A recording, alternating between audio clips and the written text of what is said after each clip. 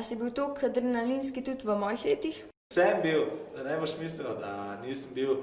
Dosti sem skakal s kolesom, potem sta me mula mama pata tudi v bolnico peljati, ker sem bil cel razbit, tako da ni bilo nobenemu dolg čas in dosti sem delal enih takih zadev. Zdaj pa pač delam to na malo bolj profesionalnem nivoju. A je tebe sploh česa strah? Globoke vode. Če me sredi morja vržeš globoko vodo, pa pogledal noter in ne bi videl tal, bom bil paničen, tako da tega me fej strah. Ja, jaz sem tudi športnik, treniram atletiko in v bistvu šprintam pa skačem v daljino. A bi mi ti pokazal kakšno vajo za kondicijo? Predlagam, da mi naredimo kaki počep na eni nogi skupaj, ha? V redu. Prvo naredim en počep na eni nogi, vidiš, se lepo prime, grem dol, sam.